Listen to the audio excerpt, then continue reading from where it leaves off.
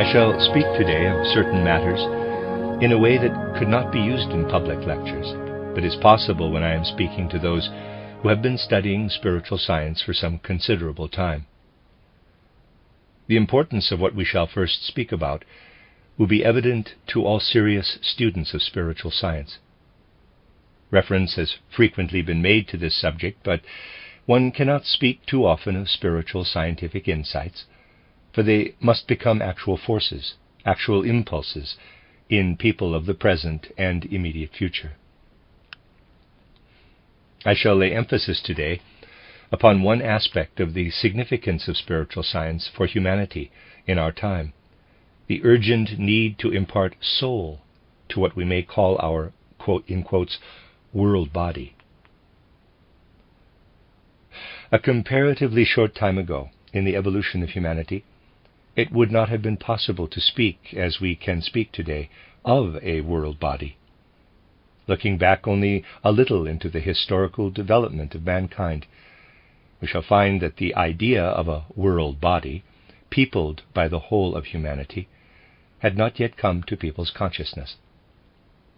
We find self-contained civilizations, enclosed within strict boundaries, guided each by their own folk spirits, the old Indian civilization, the old Persian civilization, and so on, embraced peoples living a self-contained existence, separated from one another by mountains, seas, or rivers. Needless to say, such civilizations still exist. We speak, and rightly so, of Italian, Russian, French, Spanish, German culture. But when we look over the earth today, we also perceive unity extending over the globe, something by which peoples separated by vast distances are formed, as it were, into a single whole. We need think only of industry, of railways, of telegraphs, of recent inventions. Railways are built, telegraph systems installed, checks made out and cashed in the same way all over the globe. And the same will hold good for discoveries and inventions yet to be made. What is the peculiarity of this element that extends over the globe and is the same in Tokyo, Rome, Berlin, London, and everywhere else? It is all a means of providing humanity with food and clothing, as well as with ever-increasing luxury goods. During the last few centuries, a material civilization has spread over the earth, without distinction between nation and nation, race and race. Greek culture flourished in a tiny region of the earth, and little was known of it outside that region. But nowadays, news flashes around the whole globe in a few hours, and nobody would doubt the justification of calling this material culture an earthly culture. Moreover, it will become increasingly material, and our earth body more and more deeply entangled in it. But those who realize the need for spiritual science will increasingly come to understand that no body can subsist without a soul. Just as material culture encompasses the whole body of the earth, so must knowledge of the Spirit be the soul that extends over the whole earth, without distinction of nation, color, race, or people. And just as identical methods are employed wherever railways and telegraph systems are constructed, so mutual understanding about questions concerning the human soul must soon come to unify the whole earth. The longings and questionings that will arise increasingly in people's souls demand answers. Hence the need for a movement dedicated to the cultivation of spiritual knowledge.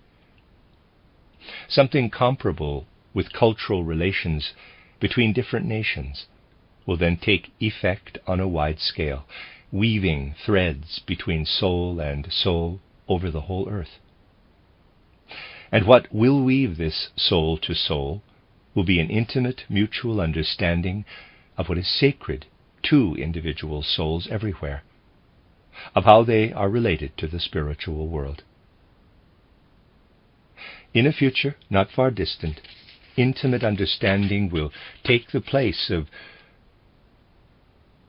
what led in past times to bitterest conflict and disharmony, as long as humanity was divided into regional civilizations which knew nothing of each other.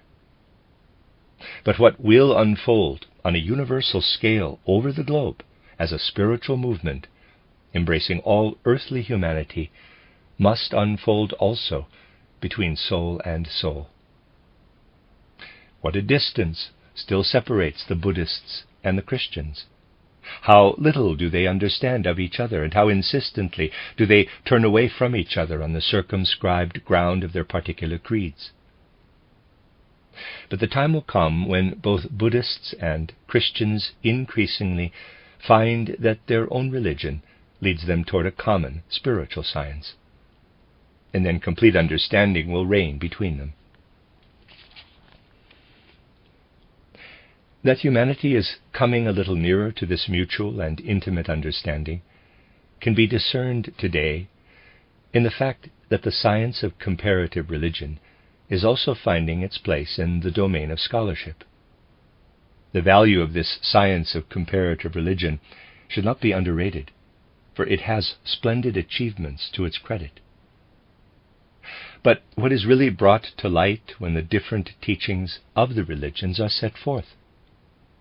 Although it is not acknowledged, the basis of this science of comparative religion amounts to no more than expressing the most elementary beliefs, long since outgrown by those who have grasped the essence of each religion. The science of comparative religion confines itself to these elementary beliefs. The aim of spiritual science, in contrast, is to seek something that lies beyond the reach of the scientific investigators, the essential truths contained in different religions.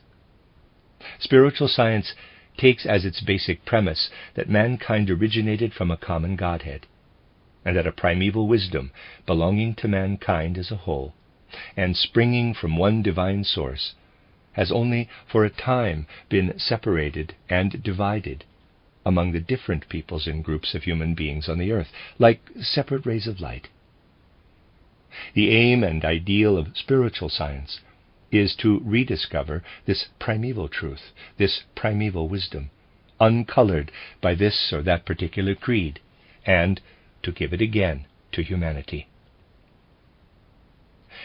Spiritual science is able to penetrate to the essence of the various religions, because its attention is focused not upon external rites and ceremonies, but upon the kernel of primeval wisdom contained in each one of them.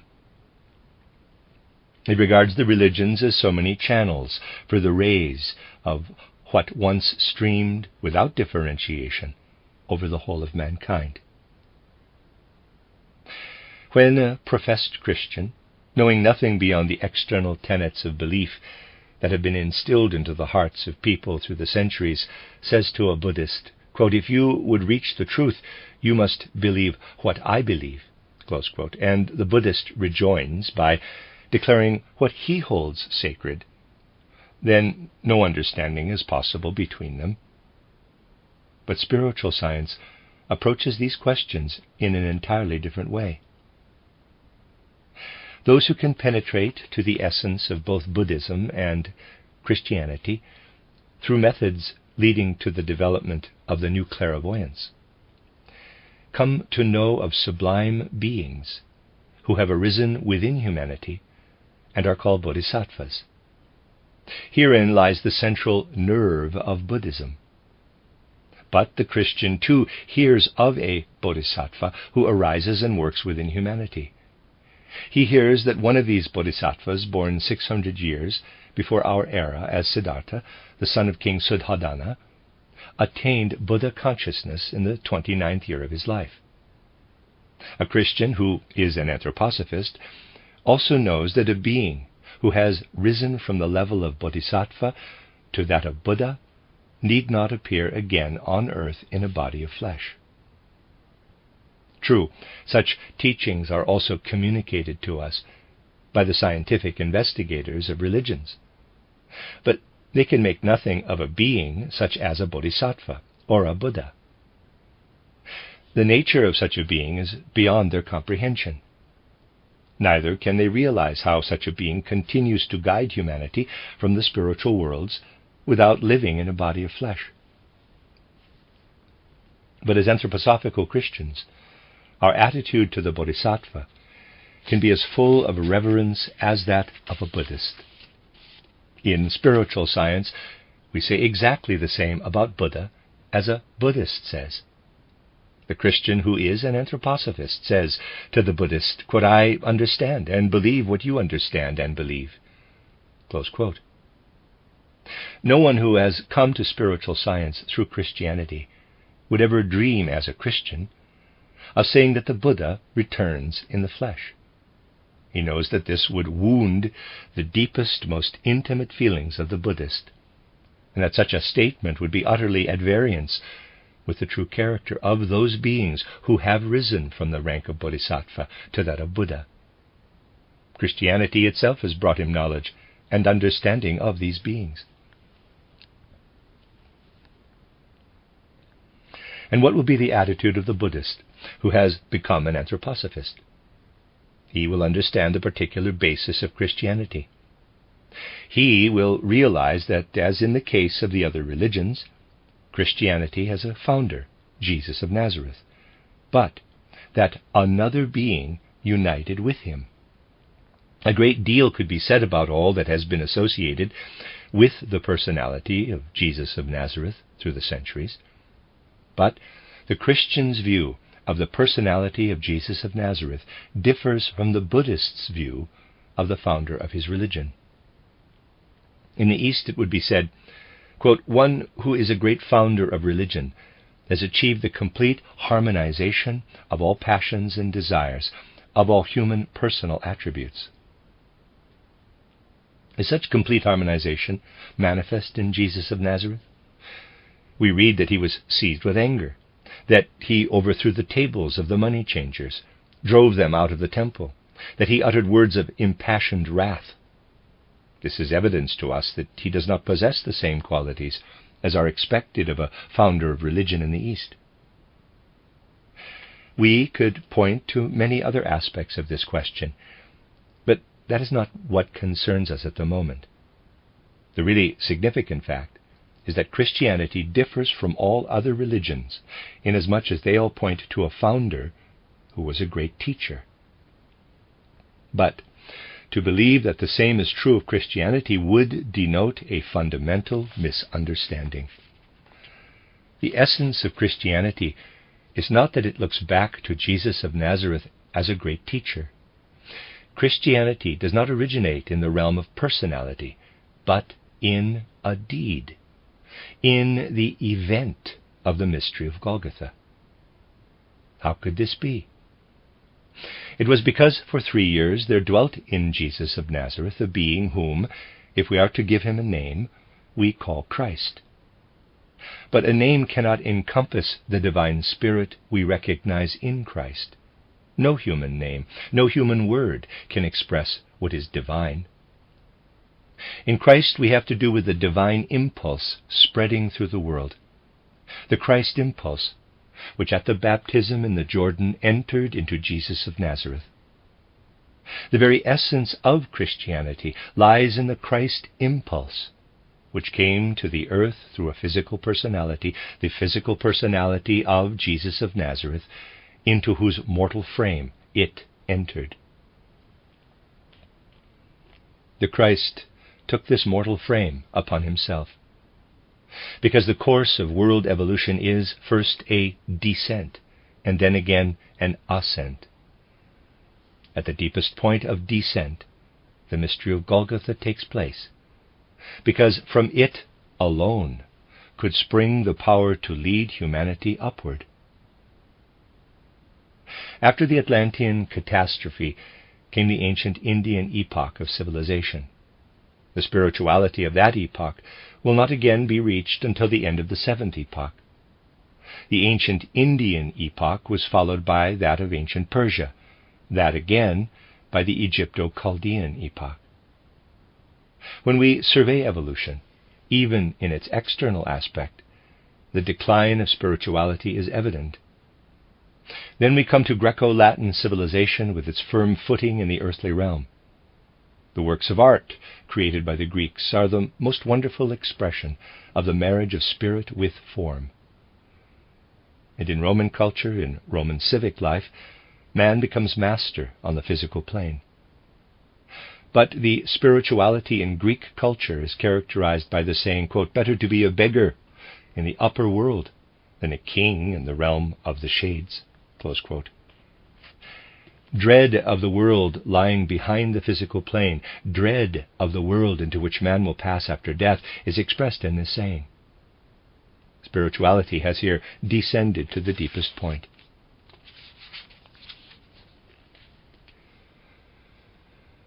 From then onward, mankind needed an impulse for a return to the spiritual worlds, which was given in the fourth post-Atlantean epoch through an event that far transcended the physical plane.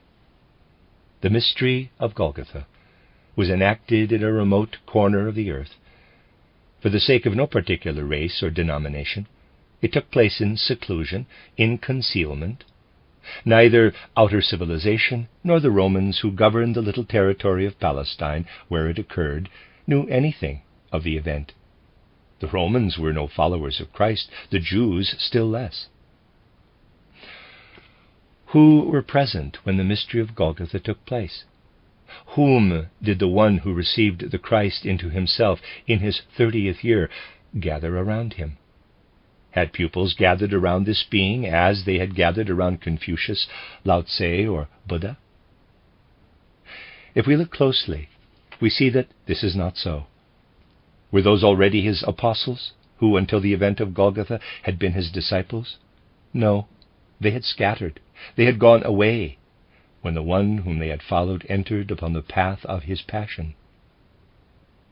Only when, having passed through death, he gave them the certain knowledge of the power that had conquered death, only then did they become true apostles, and carried his impulse to the peoples of the earth. Before then they had not even understood him. Even Paul, the one who after the mystery of Golgotha achieved most for the spread of Christianity, understood him only after he had appeared to him in the Spirit. So we see that unlike the other religions, Christianity was not, in essence, founded by a great teacher, whose pupils then promulgate his teachings. The essential basic truth of Christianity is that a divine impulse came down to the earth, passed through death, and became the source of the impulse which leads humanity upward. When the individual personal element had passed through death, had departed from the earth, then, and only then, did the power which came upon the earth through Christ begin to work. It is not a merely personal teaching that works on, but the actual event that Christ was within Jesus and passed through the mystery of Golgotha, and that from the mystery of Golgotha a power streamed forth through the whole subsequent evolution of mankind. That is the difference between what Christianity sees as the starting point of its development and what the other religions see as theirs.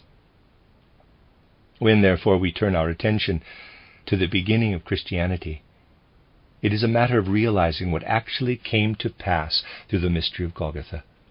Paul says, in effect, quote, "The descending line of evolution was caused through Adam, even before the fall, before he was truly human, before he was a personality in the real sense. The impulse for the ascent was given by Christ," close quote. To feel this as a reality, we must go deeply into the occult truths available to mankind. To grasp the full significance of this fact, our understanding must be quickened by the deepest, most intimate occult truths. Then we will realize why the loftiest thoughts and deepest truths of Christianity could not immediately be understood, even by its own adherents. To grasp the full meaning of this divine death and the impulse proceeding from it, to realize that such an event cannot be repeated, that it occurred at the deepest point of the evolutionary process and radiates the power which enables mankind henceforward to tread the path of ascent, to conceive this was possible only to a few. And so in the centuries that followed, people clung to Jesus of Nazareth, for understanding of the Christ was as yet beyond their reach. Moreover, it was through Jesus that the Christ impulse also made its way into works of art. People yearned for Jesus, not for Christ. We ourselves are still living at the dawn of true Christianity. Christianity is only beginning to come into its own. And when people plead today, quote, "Do not take from us the individual, personal Jesus who comforts and uplifts our hearts, on whom we lean. Do not give us, instead of him, an impersonal event," close quote. They must learn to realize that this is nothing but an expression of egotism. Not until they transcend this personal egotism and realize that they have no right to call themselves Christians, until they recognize as the source of the Christianity the event that was fulfilled in majestic isolation on Golgotha, will they be able to draw near to Christ. But this realization belongs to a future time. There may be some who say, quote, "Surely the crucifixion should have been avoided," close quote, or who perhaps think that the resurrection, of course we would not then be speaking of the resurrection of a physical body, might have been achieved without the crucifixion. But this is simply a human opinion, no more than that. These people do not know the difference between an utter impossibility and what is merely a mistaken idea. For what came into the evolution of humanity through the mystery of Golgotha could proceed only from the impulse of a God who had endured all the sufferings and agonies of mankind, all the sorrows, the mockery and scorn, the contempt and the shame that were the lot of Christ. And these sufferings were infinitely harder for a God than for an ordinary human being. That the mystery of Golgotha actually took place cannot be authenticated in the same way as other historical events. There is no authentic documentary evidence even of the crucifixion. But there is good reason why no proof exists. For this is an event which lies outside the sphere of the general evolution of mankind. The mystery of Golgotha, and this is its very essence, is an event transcending the evolution of humanity. The mystery of Golgotha was concerned with the descending path which humanity has taken, and with what must lead it upward again, with the Luciferic influence upon mankind. Lucifer, together with everything belonging to him, is certainly not a human being. Lucifer and his hosts are superhuman beings. Lucifer did not desire to set mankind upon a downward path. His purpose was to rebel against the upper gods. He wanted to vanquish his opponents, not drag human beings down. Lucifer and all the lower gods of hindrance waged war against the progressive upper gods, and from the very beginning of earthly evolution, man was dragged into this warfare. It was an issue that the gods in the higher worlds had to settle among themselves. But as a result of the conflict, human beings were drawn more deeply into the material world than they should have been. And now the gods had to create the balance. Humanity had to be lifted upward again, the deed of Lucifer made of no avail. This could not be achieved through a human being, but only through a divine deed. This deed of a God must be understood in all its truth and reality. If we ponder deeply about earthly existence, we find that its greatest riddle is birth and death. The fact that beings can die is the fundamental problem confronting humanity. Death is something that occurs only on the earth. In the higher worlds there is transformation, metamorphosis, no death. Death is the consequence of what came into human beings through Lucifer. And if the gods had done nothing, the whole of mankind would have been more and more entangled in the forces which lead to death. And so a sacrifice had to be made by the gods. It was necessary that one from among them should descend and suffer the death that can be undergone only by the children of the earth. This was a deed which balanced out the deed of Lucifer.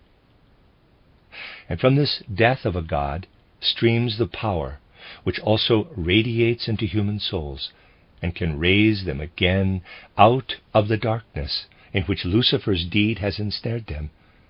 A god had to die on the physical plane.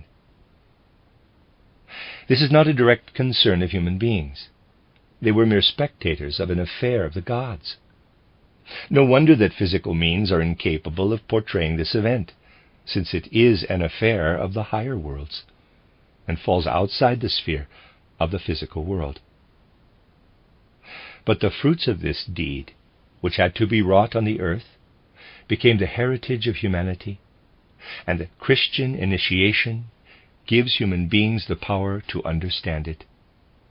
Just as mankind could come forth only once from the lap of the gods, so could the overcoming of what was originally instilled into the human soul be achieved only once.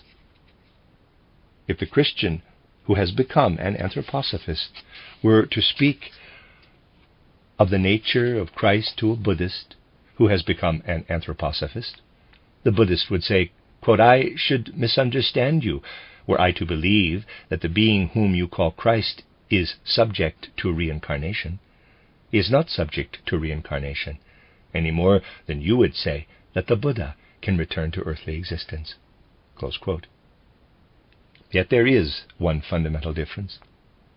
The Buddhist points to the great teacher, who was the originator of his religion, but the true Christian points to a deed of the spiritual worlds, enacted in seclusion on the earth. He points to something entirely non-personal, having nothing to do with any specific creed or denomination. No single human being, to begin with, recognized this deed. It had nothing to do with any particular locality on the earth. In majestic seclusion, divine power poured from this deed into the whole subsequent evolution of mankind. The task of a spiritual scientific conception of the world is to seek for the truths contained in different religions, to seek for the kernel of truth in them. All is the augury of peace. When an adherent of some creed truly understands his religion in the light of spiritual science, he will never force its particular ray of truth upon adherents of another religion.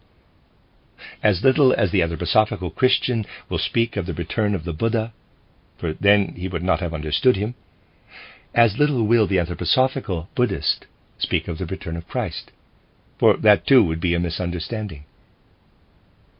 Provided personal bias is laid aside, the truth concerning Buddha and the truth concerning Christ never makes for discord and sectarianism, but for harmony and peace.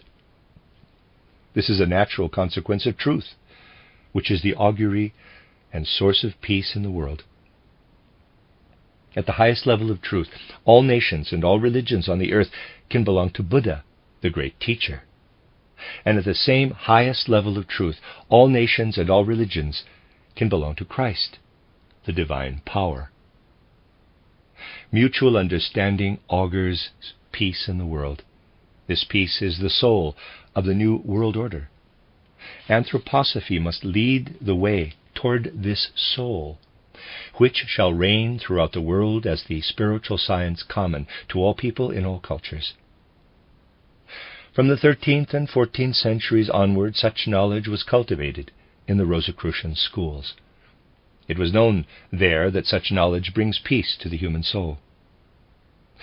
And in these Rosicrucian schools it was known, too, that many a one who on earth cannot experience this peace will find after death the fulfillment of his most treasured ideals, when he looks down to the earth and beholds peace spreading among the peoples and nations, to the extent to which they open themselves to receive such knowledge. As I have spoken here today, So did the Rosicrucians speak in their small enclosed circles. Today these things can be communicated to larger gatherings. Those to whom it has been entrusted to bear living witness through spiritual science to what streams into humanity from the mystery of Golgotha, know that every year at Eastertide, Jesus, who bore the Christ within him, seeks out the places where the mystery of Golgotha was fulfilled.